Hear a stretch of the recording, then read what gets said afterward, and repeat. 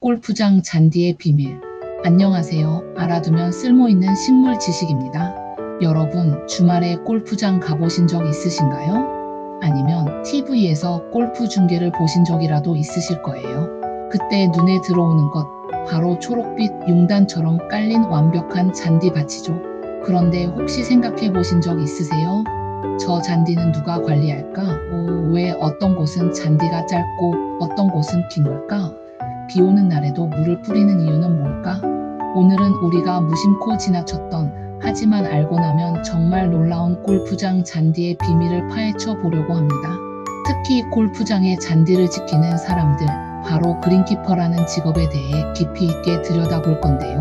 식물학, 토양학, 심지어 기상학까지 동원되는 골프장 잔디 관리의 세계, 지금부터 함께 탐험해 보시죠. 1부. 그린키퍼, 잔디의 주치의.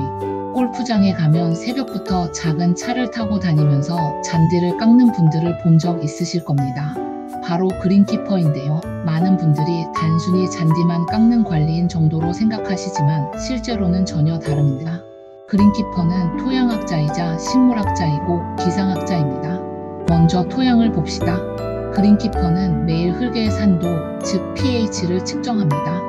잔디가 가장 잘 자라는 pH는 대략 6.0에서 7.0 사이인데요. 이 수치가 조금만 벗어나도 잔디는 영양분을 제대로 흡수하지 못합니다. 마치 우리가 위산 과다로 소화가 안 되는 것처럼요. 그래서 그린키퍼는 토양 샘플을 채취해서 분석하고 필요하면 석회를 뿌려 산도를 조절합니다. 다음은 식물학입니다. 잔디도 광합성을 합니다. 태양빛을 받아서 이산화탄소와 물로 포도당을 만들어내죠. 그린키퍼는 이 광합성 효율을 계산해서 잔디를 얼마나 짧게 깎을지, 물은 언제 줄지, 비료는 어떤 성분을 줄지 결정합니다. 예를 들어 여름철 한낮에는 기온이 35도까지 올라가는데 이때 잔디는 광합성보다 호흡을 더 많이 하게 됩니다. 에너지를 만드는 것보다 쓰는 게 많아지는 거죠. 그래서 여름에는 잔디를 너무 짧게 깎으면 안 됩니다. 기상학도 중요합니다. 그린키퍼는 매일 일기예보를 확인합니다. 내일 비가 올까? 습도는 얼마나 될까? 이 모든 정보가 물주기, 약재살포, 잔디 깎기 일정에 영향을 줍니다. 이쯤 되면 알 수 있습니다. 그린키퍼는 단순한 관리인이 아니라 과학자라는 것을요. 2부. 밀리미터의 마법 잔디 깎기의 과학. 골프장에 가보신 분들은 아실 겁니다. 어떤 곳은 잔디가 엄청 짧고 어떤 곳은 좀 길고 또 어떤 곳은 거의 숲처럼 우거져 있죠. 이게 다 이유가 있습니다.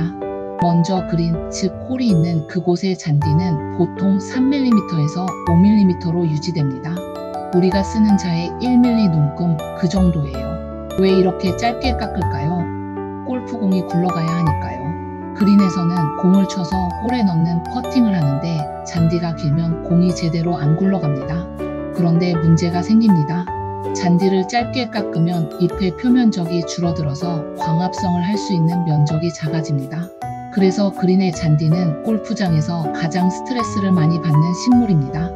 이걸 극복하기 위해 그린키퍼는 특별한 잔디 품종을 선택합니다.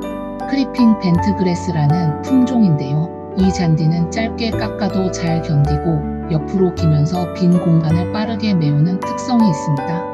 다음은 페어웨이입니다.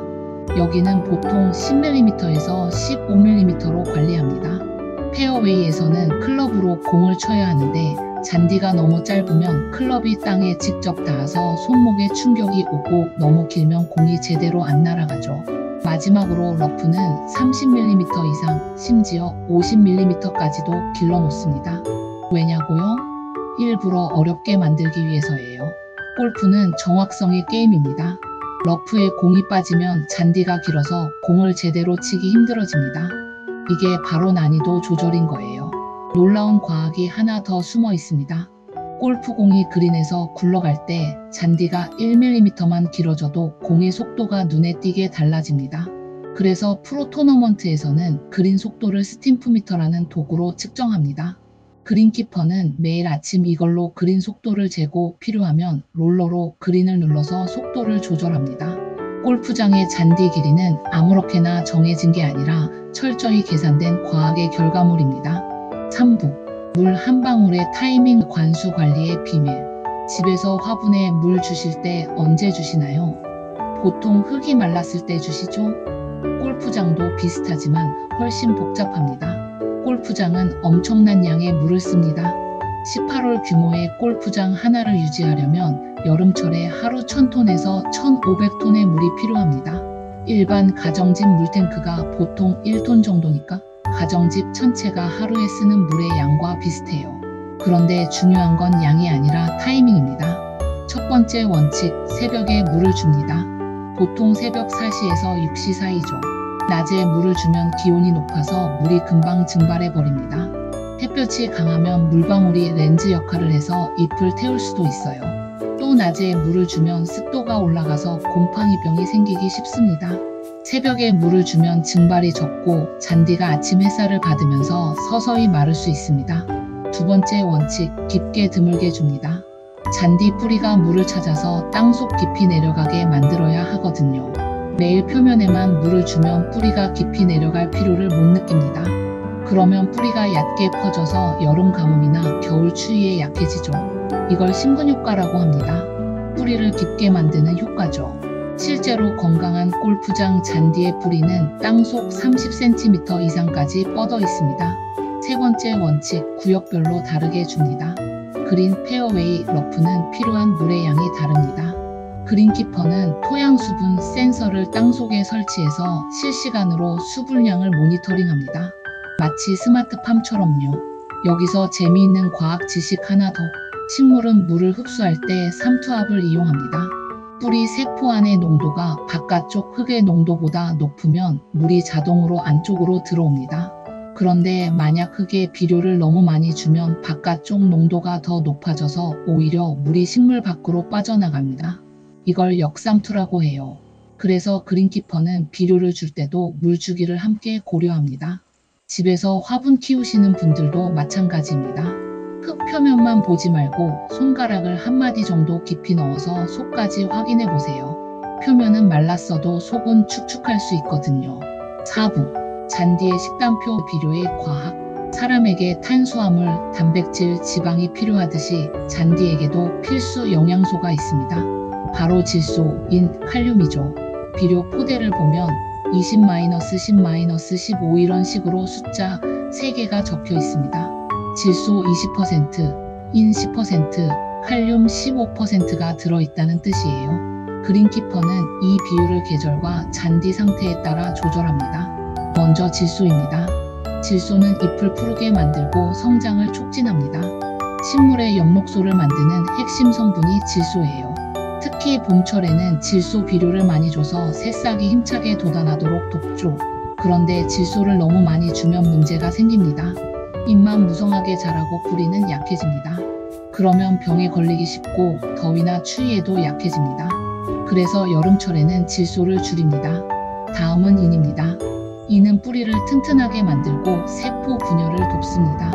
특히 어린 잔디나 씨앗을 뿌린 직후에 인 비료가 중요합니다. 뿌리가 단단해야 땅에 잘 고정되고 물과 영양분을 흡수할 수 있으니까요. 마지막으로 칼륨입니다. 칼륨은 잔디의 면역력을 높여줍니다. 칼륨이 충분하면 잔디가 더위, 추위, 가뭄, 병해충에 잘 견딥니다. 마치 사람이 비타민을 먹어서 면역력을 키우는 것처럼요. 특히 여름과 겨울철 스트레스가 심할 때 칼륨 비료를 늘립니다. 비료를 주는 방법도 여러 가지예요. 가장 일반적인 건 잎상 비료입니다. 작은 알갱이 형태로 된 비료를 잔디밭에 뿌리는 거죠. 급할 때는 액상 비료를 씁니다. 물에 녹여서 스프링클러로 뿌리는 건데 잎과 뿌리가 바로 흡수해서 빠르게 효과가 나타나죠. 또 하나 중요한 게 미량 원소입니다. 철분, 망간, 아연, 구리 같은 거요. 특히 철분은 엽록소 생성에 중요해서 철분이 부족하면 잎이 노랗게 변합니다. 그린키퍼는 정기적으로 잎을 채취해서 영양 분석을 합니다. 마치 사람이 건강검진 받듯이요. 집에서 식물 키우실 때도 마찬가지입니다. 비료 많이 준다고 잘 자라는 게 아니에요. 적당한 때에 적당한 양을 적당한 비율로 줘야 합니다. 과유불급이죠. 5부. 잔디도 숨을 쉰다. 통기 작업의 비밀. 골프장에 가보신 분들 중에 그린에 구멍이 숭숭 뚫려 있는 걸 본 적 있으신가요? 이게 바로 잔디를 살리는 핵심 작업입니다.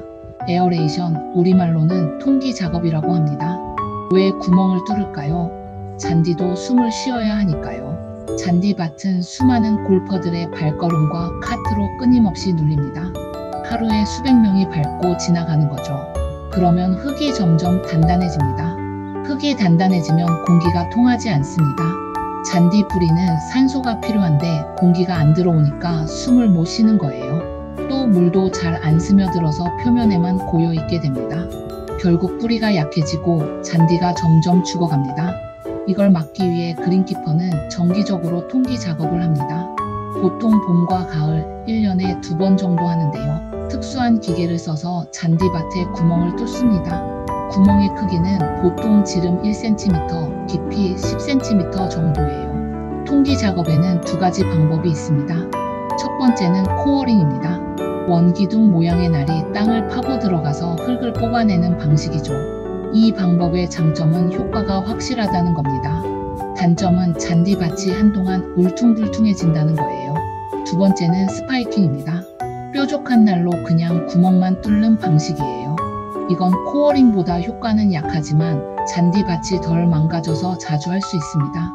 통기 작업을 하고 나면 그린키퍼는 구멍에 모래를 채웁니다. 왜 모래를 쓸까요? 모래는 입자가 커서 공기와 물이 잘 통합니다. 또 모래를 계속 쌓으면 점점 배수가 잘 되는 토양으로 개량됩니다. 실제로 오래된 골프장일수록 그린의 토양이 모래 비율이 높은데 이게 바로 수십 년간 통기 작업을 하면서 모래를 쌓아온 결과예요. 통기 작업 후에는 보통 2주 정도 지나야 잔디가 회복됩니다.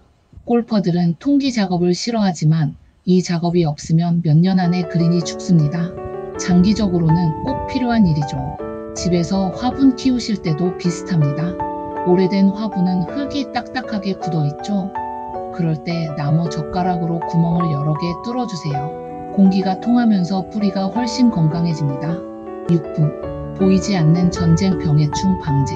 잔디는 늘 위협 속에 살아갑니다. 곰팡이, 곤충, 잡초까지 수많은 적들이 잔디를 공격하죠. 가장 흔한 적은 곰팡이병입니다. 대표적인 게 브라운 패치입니다.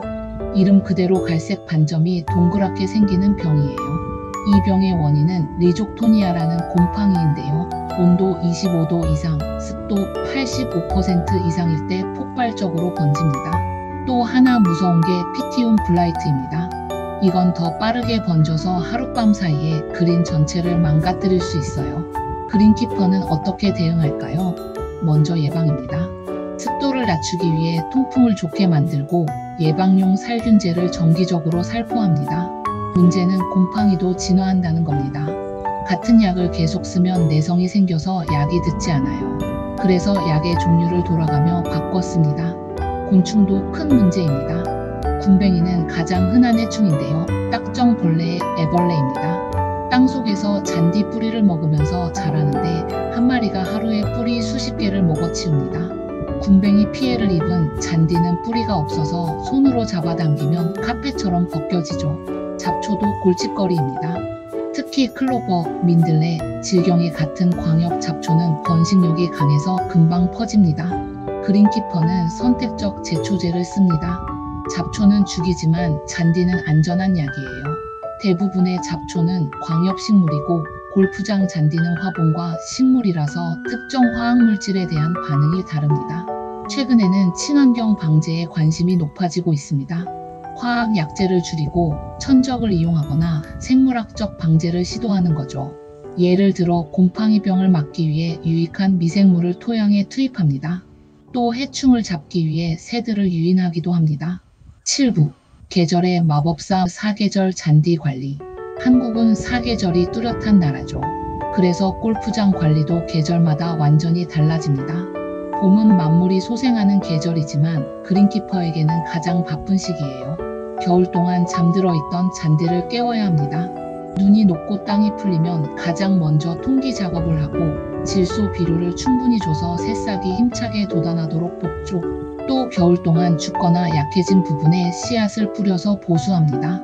봄에 중요한 게 또 있습니다. 바로 잡초 방제예요. 잡초도 봄에 싹트기 때문에 이때 초기에 잡지 못하면 여름 내내 고생합니다.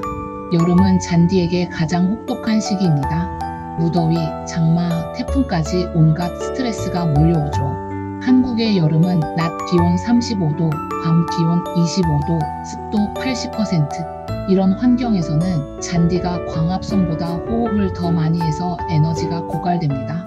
그래서 여름에는 잔디를 조금 길게 깎고 물주기도 늘립니다. 그리고 칼륨 비료를 집중적으로 줘서 더위를 견디는 힘을 키워주죠. 장마철에는 곰팡이 병과의 전쟁입니다. 가을은 잔디에게도 그린키퍼에게도 가장 좋은 계절입니다. 기온이 20도 안팎으로 떨어지면서 잔디가 가장 활발하게 자랍니다. 이때를 놓치지 않고 비료를 집중적으로 줘서 겨울을 나기 위한 준비를 합니다. 그리고 가을의 하이라이트, 오버시딩입니다. 한국 골프장의 페어웨이는 대부분 난지형 잔디인 버무다그래스로 되어 있는데 이 잔디는 겨울에 누렇게 변합니다. 그래서 가을에 한지형 잔디인 라이그래스 씨앗을 뿌립니다. 라이그래스는 겨울에도 푸르게 자라는 잔디예요. 이 덕분에 우리는 겨울에도 푸른 골프장을 볼 수 있는 거예요. 겨울은 잔디의 휴면기입니다. 하지만 그린키퍼는 쉬지 않습니다. 겨울철 관리의 핵심은 동해를 막는 것입니다. 그린에 커버를 씌우기도 하고 부직포를 깔아서 보온하기도 합니다. 또 겨울에는 눈이 문제입니다. 눈이 오래 쌓여 있으면 잔디가 햇빛을 못 받아서 약해집니다. 그래서 눈이 많이 오면 그린키퍼들이 나가서 눈을 치웁니다. 여기까지 골프장 잔디의 비밀 그리고 그린키퍼의 세계를 함께 탐험해 봤습니다. 그린키퍼는 단순한 관리인이 아니라 과학자이자 예술가입니다. 토양의 pH를 측정하고 광합성 효율을 계산하며 날씨를 예측해서 잔디를 관리하는 전문가죠. 잔디 길이 1mm의 차이가 골프공의 속도를 바꾸고 물 한 방울의 타이밍이 뿌리의 깊이를 결정하며 비료의 조합이 잔디의 건강을 좌우합니다. 새벽부터 시작되는 그린키퍼들의 노력, 보이지 않는 곳에서 땀 흘리는 그들의 헌신 덕분에 우리는 완벽한 초록빛 캠퍼스 위에서 골프를 즐길 수 있습니다. 다음에 골프장에 가시게 되면 잠시 멈춰 서서 주변을 둘러보세요. 발밑의 잔디를, 멀리 보이는 페어웨이를, 햇살에 반짝이는 그린을 바라보세요. 그리고 생각해보세요. 이 아름다운 풍경 뒤에는 매일 새벽 잔디와 대화하는 사람들이 있다는 것을, 밀리미터 단위로 잔디를 깎고 물 한 방울의 타이밍을 고민하는 사람들이 있다는 것을요. 골퍼 여러분께 작은 부탁을 드립니다. 디봇을 메워주세요. 피칭 마크를 고쳐주세요. 그린을 걸을 때 조심해주세요. 카트 운행 규칙을 지켜주세요. 벙커를 고르고 나와주세요. 그리고 통기 작업 기간을 이해해주세요. 이 작은 배려들이 모여서 아름다운 골프장을 만듭니다. 가끔 코스에서 그린키퍼를 만나면 수고하십니다 한마디만 해주세요. 그 말이 그들에게는 큰 힘이 됩니다. 집에서 화분을 키우시는 분들도 오늘 배운 내용을 적용해보세요. 물은 깊게 드물게, 비료는 계절에 맞게, 가끔은 흙에 구멍을 뚫어서 숨을 쉬게 해주세요. 원리는 똑같습니다. 우리 주변의 모든 식물에는 이렇게 깊은 과학과 노력이 숨어 있습니다. 공원의 잔디밭도, 아파트 단지의 나무들도, 길가의 꽃들도 모두 누군가의 손길로 관리되고 있죠. 골프장 관리 기술도 빠르게 발전하고 있습니다. 요즘 첨단 골프장에는 토양 수분, 온도를 실시간으로 측정하는 센서가 땅속에 박혀 있고 드론으로 잔디의 건강 상태를 색깔로 확인합니다. AI가 병의 발생을 예측하고 로봇 잔디 깎기도 테스트 중이죠.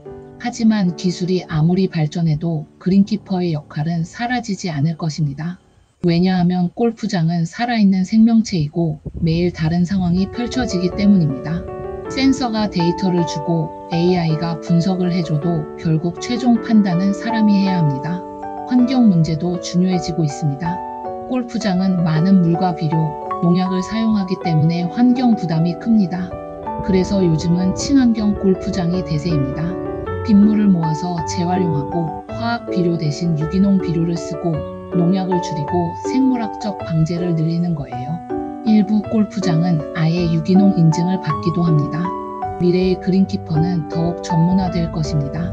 토양학, 식물학, 기상학뿐만 아니라 데이터 분석, IT 기술까지 배워야 할 거예요. 하지만 가장 중요한 건 여전히 잔디를 사랑하는 마음일 겁니다. 오늘 이야기가 여러분의 다음 라운드를 조금 더 의미 있게 만들어줬으면 좋겠습니다. 그리고 초록빛 잔디를 볼 때마다 그 뒤에 숨은 영웅들을 떠올려 주시면 감사하겠습니다.